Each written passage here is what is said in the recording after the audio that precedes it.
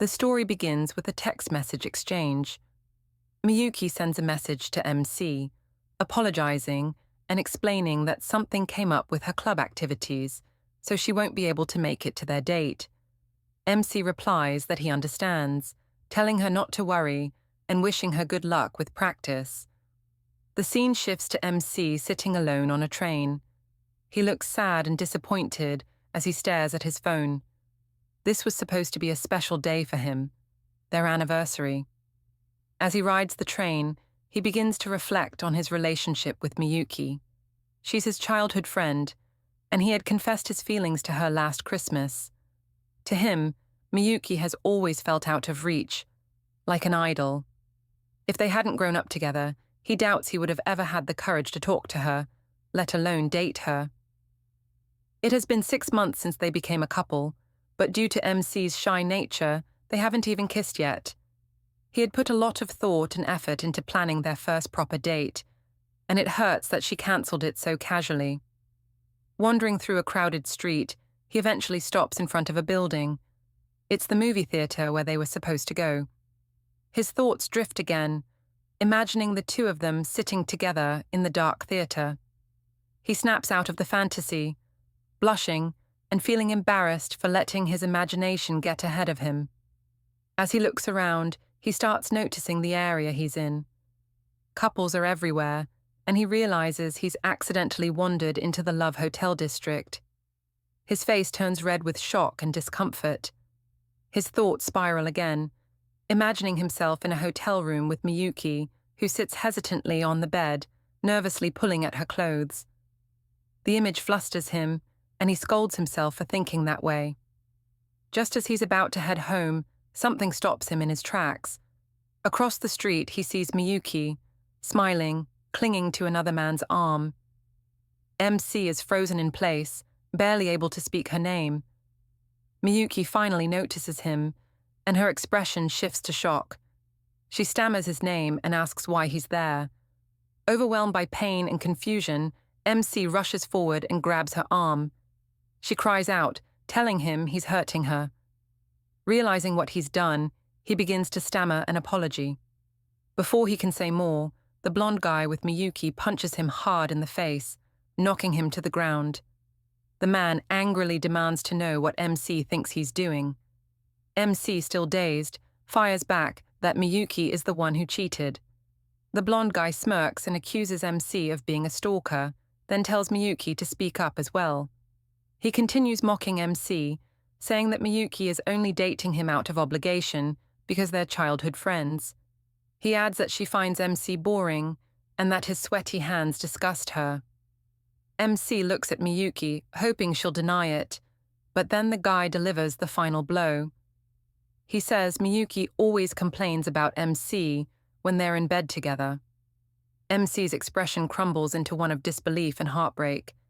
He clutches his chest, stunned, unable to process what he just heard. Blondeville Senpai turns to Miyuki and asks her what the problem is. With clear sarcasm, he tells her that if she still has feelings for MC, he's fine ending things right there. His tone quickly shifts to cold seriousness as he gives her an ultimatum. She has to choose, either break up with him or break up with MC. Miyuki begins to cry, biting her lip in distress. With a desperate, panicked expression, she turns to BS and begs him not to leave her. She screams that she can't go on living if he abandons her. BS pats her on the head and says that as long as she understands her place, that's enough. But he doesn't stop there. Looking down at her, he demands that she say clearly, in front of MC, who he really is to her. Miyuki turns to MC with a shadowed face. Slowly, she begins to speak. She tells BS and MC that MC was just a childhood friend, but now she claims he's become clingy and possessive. Her words grow harsher as she calls him a stalker. With a forced and disturbing smile, she continues, saying that he was a horrible and abusive boyfriend. MC stands there in disbelief, his eyes wide, his voice caught in his throat. He can barely whisper her name. BS sneers and tells Miyuki to make it even clearer. He calls MC a delusional stalker and says it's time to end it properly.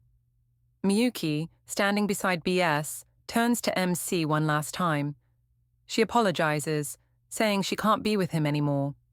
Then she adds a final blow, telling him not to speak to her at school either. MC stands motionless, completely broken. His expression is empty. From that moment, his once peaceful daily life begins to fall apart. The scene shifts to a small family restaurant called Anno Kitchen. MC walks in with a dark, expressionless face. His dad greets him warmly from behind the counter. A woman next to him, Sually MC's mom, smiles, noting that he came home early. The man asks if MC skipped lunch and offers to cook something for him. MC quietly replies that he's fine and thanks them. After that day, MC withdrew completely. He lay in bed in silence, unable to do anything but let time pass. He felt helpless and lost. The woman from the restaurant occasionally appears at his door, checking in to see if he plans to eat. He always says yes, but never moves. The days repeat like this, one after another. At night, MC is haunted by the same recurring nightmare. A sky hangs above him, dark, heavy, and suffocating. In the dream, he sees Miyuki wrapped in BS's arms. She looks happy. In another scene, she rests comfortably in BS's embrace, speaking cruelly about MC. She says he's disgusting, that he mistook their childhood bond for something more, and that he became obsessive. In the dream, MC sees himself, small, powerless, and trapped behind a glass wall. He watches as BS tells Miyuki to forget about that creepy guy and focus only on him. Miyuki answers, yes, with no hesitation. MC pleads for it to stop, but no one hears. He finally wakes up in a cold panic, sitting upright in bed, breathing heavily. The fear of sleeping again begins to consume him. At school, things don't get any better. A classmate casually puts an arm around MC and asks if anything new is happening with Amada-san. MC forces a strained smile, but doesn't know what to say. Later, he sees Miyuki talking with her friend nearby. Miyuki has her back turned, but eventually notices him and looks surprised, softly saying his name. Her friend quickly steps between them. She tells MC not to get involved with Miyuki anymore. Without hesitation, she calls him a disgusting abuser. She pulls Miyuki away by the arm, scolding her for even acknowledging him. With a threatening tone, the friend tells MC that if he keeps following Miyuki around, she won't let it slide. As the two girls walk away, the friend adds that Miyuki needs to ignore people like him completely. MC stands there, defeated, watching them leave. His expression is heavy and hollow, as if the light inside him has gone out. The scene shifts again, returning to MC's family restaurant, Anno Kitchen. Later, in his room, MC sits on the edge of his bed, holding his phone. Suddenly, his eyes widen in horror. He's received an email from an unknown sender. The message is blunt and cruel. It simply tells him to die and calls him disgusting. More messages follow, flooding his screen. One calls him an abusive bastard. Another starts to insult him before abruptly cutting off. The barrage continues. Violent creep, the worst kind of stalker, a disgrace.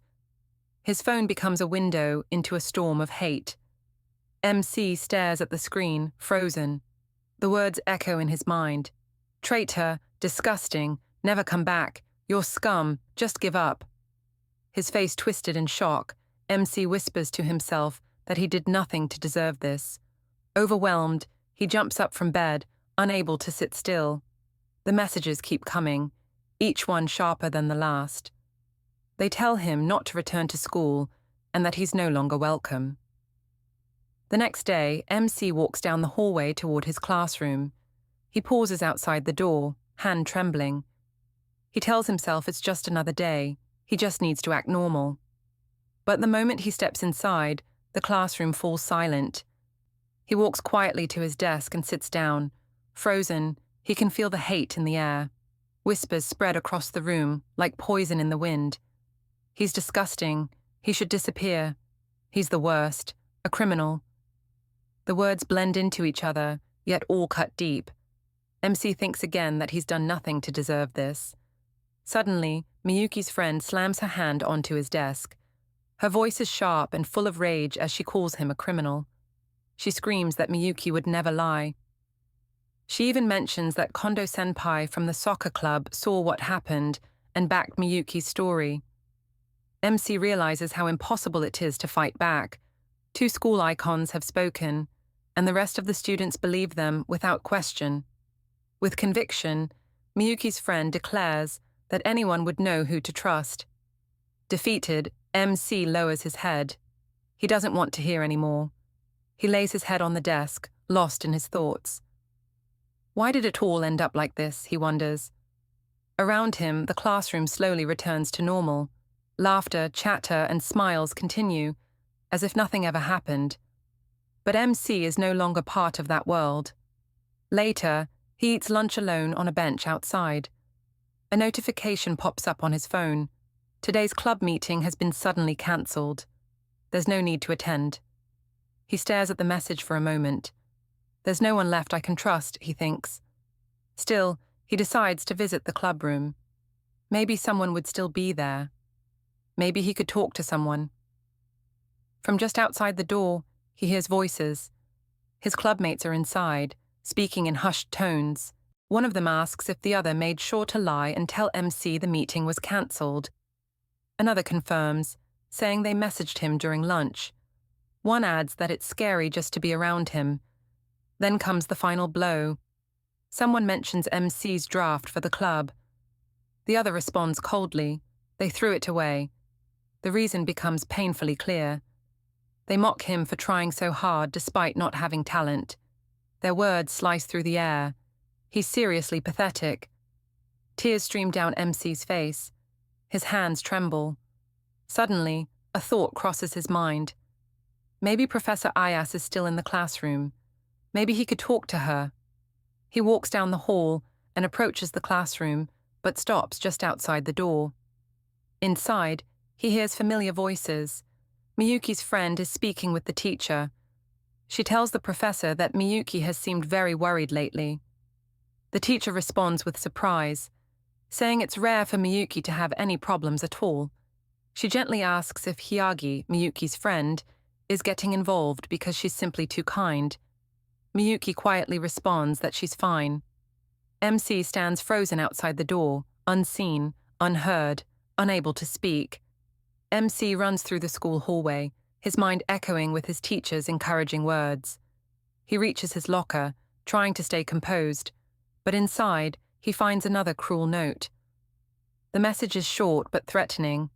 It warns him not to speak out or complain, saying that if he does, they'll come after his family's restaurant. His hands tremble as he reads it, the words burning into his mind. After school, as students begin to head home, MC is seen running away from the building. He returns to his family's restaurant, where the soft chime of the bell signals his arrival. The woman inside greets him warmly, asking if there was no club meeting today. She gently notes that she understands. Perhaps it was cancelled last minute. Her voice turns more concerned as she mentions that he hasn't been looking well lately. She tells him to make sure he's getting enough rest. MC thanks her quietly. His mother then reassures him that even if he and his brother are tired, the children shouldn't have to worry about the parents.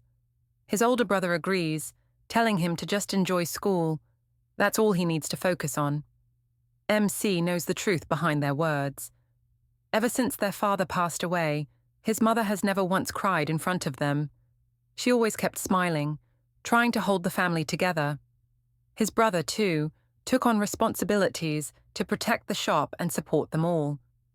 With a small, determined smile, MC tells them he'll do his best. He believes that if he keeps enduring, no one else has to suffer. If he can stay strong, then maybe the people around him can keep smiling. The story then shifts to Miyuki, alone in her bedroom early in the morning.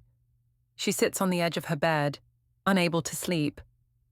Ever since that day, rest has been elusive. She keeps wondering if it was all just a dream. Why did everything fall apart like that? She asks herself.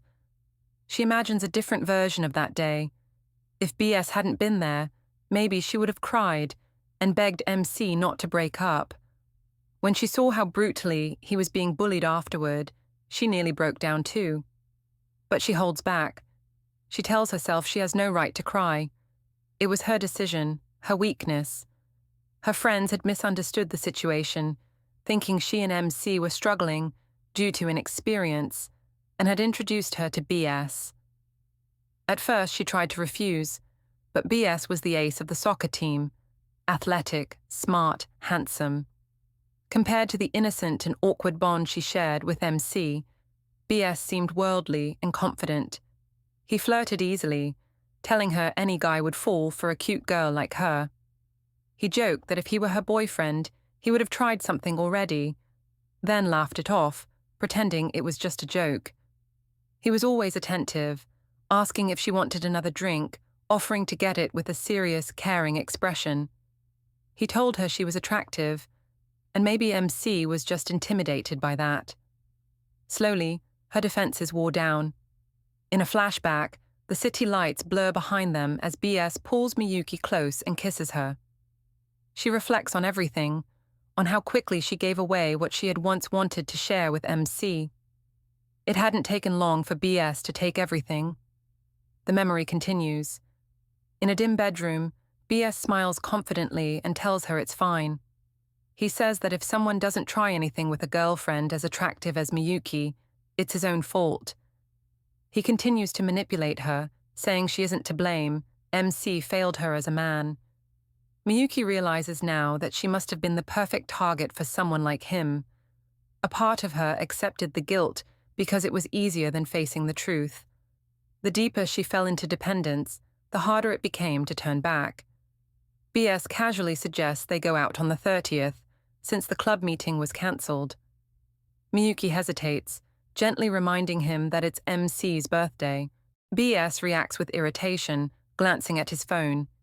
He coldly replies that it doesn't matter. He'll just invite another girl instead. Miyuki is left speechless.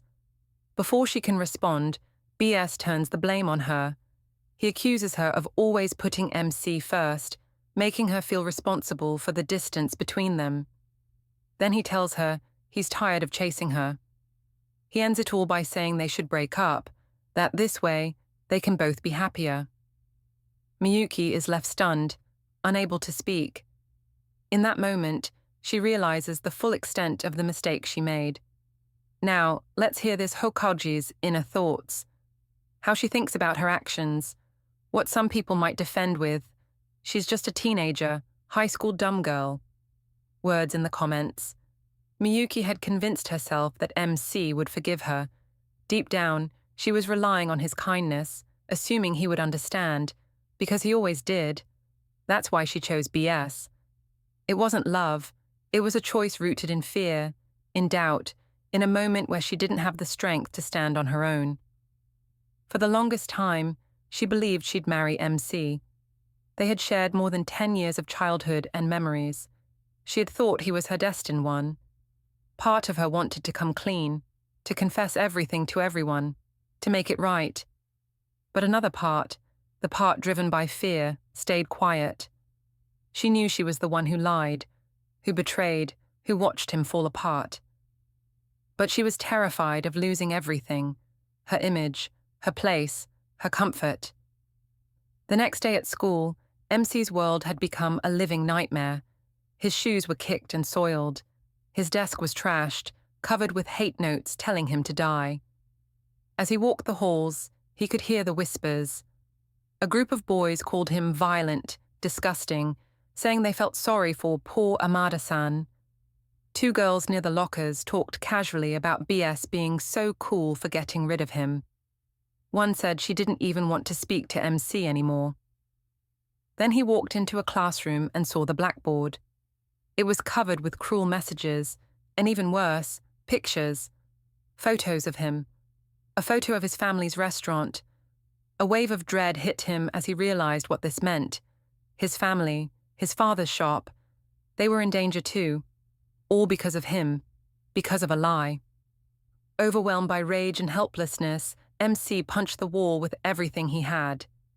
He screamed, not just from pain, but from something deeper, an aching, broken why. That's when BS appeared. He stood in the doorway smirking, arms crossed, enjoying every second. With a twisted grin, he mocked MC, calling him a criminal boy. MC snapped. He stood face to face with the one who ruined everything and asked why. Why would he do something so cruel? BS smiled even wider. He didn't deny it. He didn't try to justify it. He said he did it because it was fun. Watching MC lose his girlfriend, his friends, his dignity, it was a great show, he said. He blamed MC for ever thinking someone like him could be with Miyuki. He told him to just quit school. With cold eyes, BS admitted it plainly. He loved ruining people's lives. The truth crushed MC like a wave. Later, MC sits across from his teacher in the infirmary.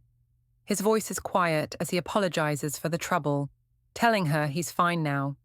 The teacher doesn't push. She just nods gently and tells him to take care of himself. Afterward, MC sits alone, trying to hold himself together. He tells himself he'll just get used to it, that maybe, if he stops reacting, the pain will dull. If he keeps quiet, maybe his heart will grow numb to the cruelty. Maybe then he'll be able to breathe again. We see him at the top of a stairwell, sitting alone, slumped forward, completely drained. His eyes are heavy, his posture defeated. Around him, the silence feels endless. He thinks to himself that if he just endures long enough, the voices in his head, the insults, the betrayal, the laughter, might stop. But they don't. The words echo over and over. Disgusting, liar, criminal, pathetic, you should disappear. He stares at the door to the rooftop. A quiet, terrible thought begins to form. His hand slowly reaches out to the doorknob. He wonders, if I just jumped now, would it finally stop? Would everything just be over? He climbs up the stairs, the sunlight pouring in from the rooftop door. His silhouette is a shadow against the bright sky, small, broken, alone. He steps onto the rooftop, wine brushing against his face. And then, someone is there. A girl stands before him. Blonde hair, green eyes. Calm, steady, and entirely unexpected. MC looks up at her, stunned. His face is blank, eyes hollow, as if there's nothing left inside him to feel. But still, he looks. And for the first time in what feels like forever, someone is looking back. It was in that moment that he met her,